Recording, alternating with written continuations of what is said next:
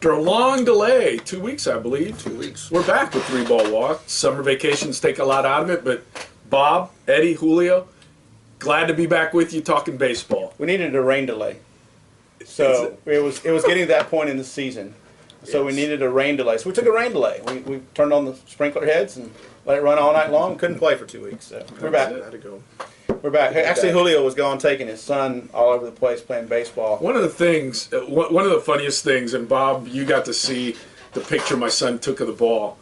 And we're playing, at the time we were about halfway through the tournament. I want to say our team was 5-0, 6-0 at the time, and we're playing a team that was 1-5 or something, and it was at a high school in Atlanta.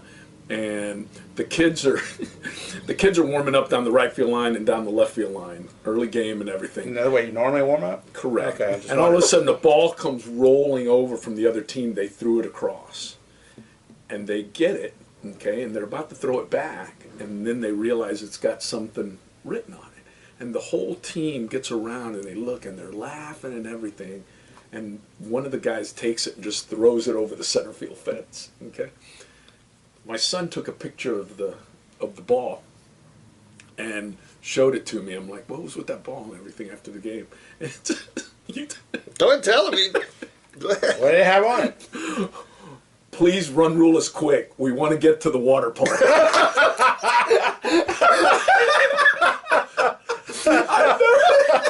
Hysterical. Written in this like little kid, like I'm in prison, right? Well, did they do it? Did you run room? 13-0 4-inning game. Okay, well I guess I got to the water park We got to the water park. Got to the That's the first time I've ever sent a message via baseball. That's right. Well, that's a different kind of message being sent. But it was kind of funny. Well, since we've been gone, a couple things have happened. The All-Star game happened. What did you think of the All-Star game? Did you watch any? We actually had a game that night, and it was while I was in Atlanta, and we got home enough. Actually made it out to dinner right after the game and got to watch the last 3 innings. Most of the scoring had already occurred by that time. Yeah, just about all of it has occurred by that time. The home runs and everything, and you know, one of the things, the selection process, and it's interesting because I ran into a friend. We actually got talking about it. I remember a few years ago, he actually sent me a DVD. He recorded a game for me and whatnot because it's something of the 1971 All-Star game. Mm-hmm. And Tony Perez hits a home run in the 16th inning to win it or stuff like that. And I started watching this, and it's Willie Mays and Hank Aaron and Roberto Clemente and Not a bad Tony lineup. Perez. And but it's just on. And the pitchers, Bob Gibson and Juan Maris. And I'm watching the All-Star game, and I follow baseball. But how many guys did you not know that were All-Stars? Well, first of all, it's on a Tuesday night. And so It's always been on a Tuesday. yeah, but still, let's just deal with that. It's a Tuesday night. Why is the All-Star game on a Tuesday night? Is that the night that no one goes to the ballpark? At least affects the season. But You know, why don't you because- have the game on a weekend night where people can actually watch the game and not have to get up and go to work the next morning? That's a good point. And I'll tell you, I mean, the answer is because then you're hurting 15 clubs home attendance on a weekend, and you value all your weekends. So in essence, but you couldn't start one weekend earlier. You couldn't cut a few games on the back end. And the other thing, and now if the players' union is looking to have more off days during the season, and how can they do that without affecting the length of the cut season? some games. 162 games really doesn't matter that much. I mean, really, does it matter if it's 160 or 162 or 150? But anyway, that's another. But the Tuesday night topic. I remember as a kid, you know, and even up until Tuesday night was never a big deal because you always look forward to that. Right, but now baseball's on every night of the stinking week. So why don't you just go ahead and put it on a weekend night where everybody can watch it? I'll tell you one thing, and I really believe that they make a bigger thing out of the home run derby than they do the All-Star Absolutely, game. and it's horrible. And more people, and now all of a sudden you just spent all Monday night watching. That's what I mean. You know, and Well, and the one thing with home run derby, and I may be the minority on this, the one thing I can stand is Chris Berman. Back, back, back, back, back, back, back, back, back, back. I mean, I think up to a chicken. Back, back, back, back, back. I'm thinking back, back, back to Connecticut with your butt because you stink. I mean, he is horrible. How was it? He's Naked probably not going to pictures do of the it owner. anymore. Oh, thank goodness. I mean, it's like he's bad enough. Maybe one more. When he was doing baseball in the early days, all the Steve Rainbow Trout, that was fun. But I mean, how many times you bang, bang, bang, bang, bang, bang, and you have to hear that? What was your favorite? Of Steve Rainbow Trout? Steve Rainbow Trout. That's the one I remember. Burt Be Home by 11. Burpee Burpee home by 11. That's a good one. That was a good one. Steve Rainbow Trout's one that sticks in my mind, though, but Bly Levin's good. But, I mean, the home run derby, I mean, it was so much fun to watch just because of Stanton. I mean, he just put a freaking show on. I mean, it was 61 home runs the guy hit. And that would be enough to be a record. Not anymore.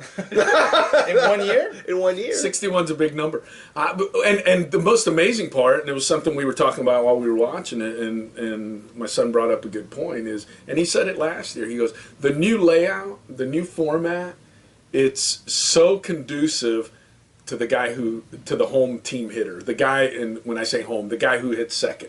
Because all of a sudden, if the guy before you hits 7 home runs, you hit 8 in a minute and a half. You're done. You can rest those other 4.5 minutes or whatever it is. Yeah. You don't have to. So by going second, you get to conserve energy, or you know what pace you need to pace yourself. And Stanton did it all rounds from going first. He went first? He went first. Well, see, that's the other thing, He though. was the 5 seed against the 4 seed. You don't have to He worry. was the 5 seed against the 1 seed, and he was the. I mean, If you're going first, though, you sort of can set the standard, so you don't have the pressure of, I've got to hit 8, or I've got to hit 10, or I've got to hit 12. You just go hit however many you can hit, and at the end of that, and burn yourself. And, well, up until Stanton, no visitor had ever, I mean, it just doesn't happen. And if you look at all the other rounds, the guy hitting second always wins. One more Chris Berman throw in on the fire is the Frazier reference he made after Yeah, that's Stanton probably beat why him. he's not going to do it. And I'm like, you're a sportscaster. You make an alley. That wasn't alley, bro. It was Foreman. You know, I got to admit, I know a lot of stuff about sports, but I have to admit that I didn't realize that wasn't about a Foreman and, an Ollie and Frazier fight. That it was Foreman and Frazier. Chris Berman didn't either. Until after the fact. But, down goes Frazier. Everybody always just says that, but everybody always says it in the Ali voice, Right. That was Cosell that said it. That's what it was. Howard Cosell said it. Howard Cosell. Yeah, Cosell said it. Down goes Frazier. Down goes Frazier. Yeah, I think like a basketball, that fight. I mean, the whole All-Star thing for me, I didn't know very many of the people playing. I had to work on Tuesday night, so I didn't get to see. By the time I'm getting in the car, it's 4-3. 4-2. That's when and so you don't watch it. The other thing is the way you were talking about selection process.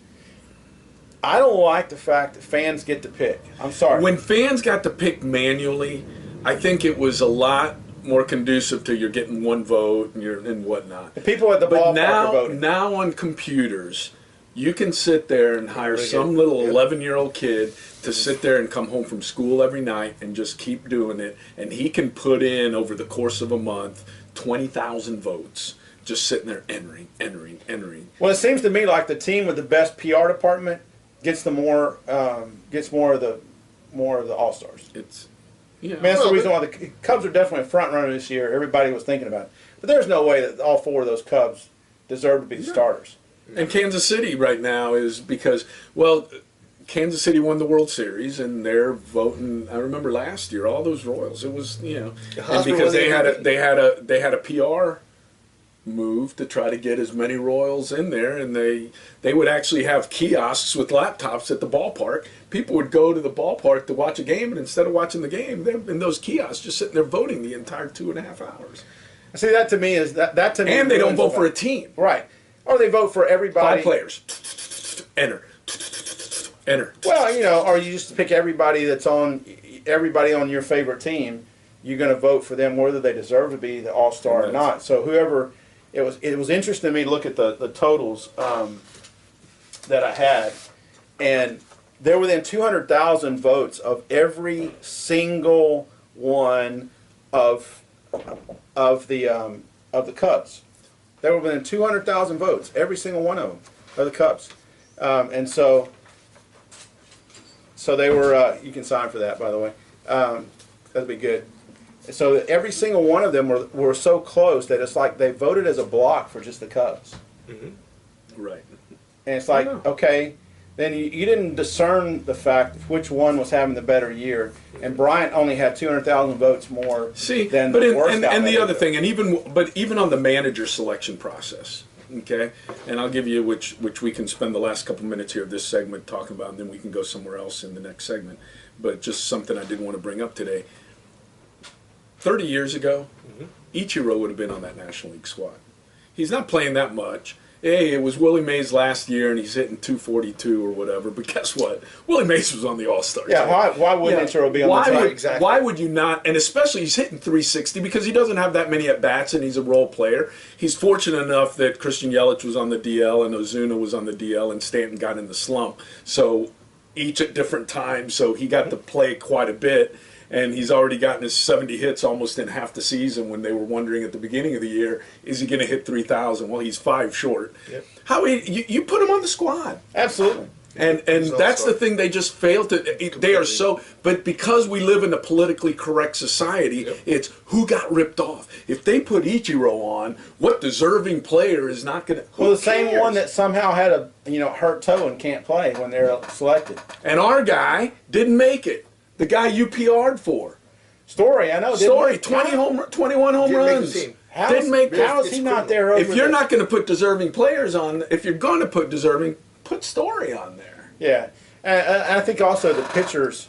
Everybody wants to take middle relievers as all-stars. Right. Because their numbers are good and because they're effective and and that's what you use. That's what you use. You don't want to take a starter who's used to starting and having plenty of time to warm up and run him out there with only. You're running a closer in there in the 10 fifth, a different one in the sixth, the seventh, and you don't. Before, one starter would go 2, another would go 2, another would go 2. And you don't get to see the best pitchers pitch because of that, I don't think. And you don't, you get to see the best closers. You had to see the 4 best closers, and so the back end of the games are going to be boring for the most part, unless you like a lot of strikeouts, because the best pitchers. Yeah. No, and that's the thing is and I don't want to say it's not the stars because it is stars, but it's not the people.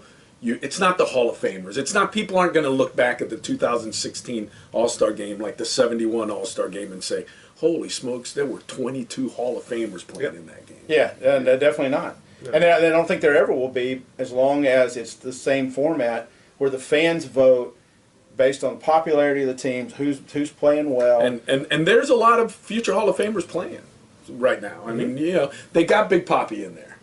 Yeah. And what was the highlight of the game? Big Papi's last at bat. Okay, and why you could do that with 4 or 5 guys every single year. Sure. And if you wanted to, make the rosters bigger. I mean, who cares how many people? Who cares how many people on the All-Star team?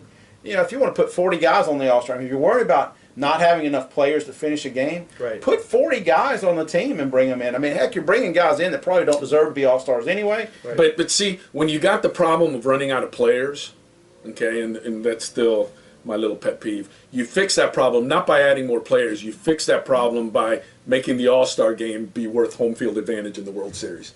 That I've never understood how you run out of players. So you fix it by making the game count for something. I'm with you. I like it. I like it to count. I like that process. I'm okay with that because I think it gives the game some kind of meaning, and it's the only All-Star game with any meaning.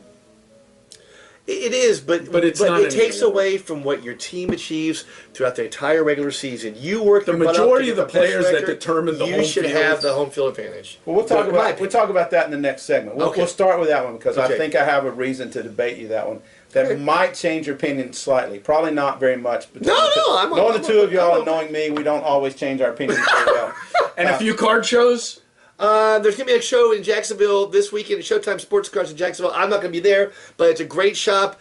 Eddie Davis owns the shop. He's a great guy. Go by and see him this weekend. In Jacksonville. Friday night and Saturday. That's Jacksonville, Florida. Jacksonville, Florida. Not Jacksonville, North Carolina. North Carolina, no. If you go to North Carolina, you're in the wrong place. But in Jacksonville, Florida. And then as far as you're the one who does it, how can you follow us? Oh, well, you can find us on Facebook. You can find us on...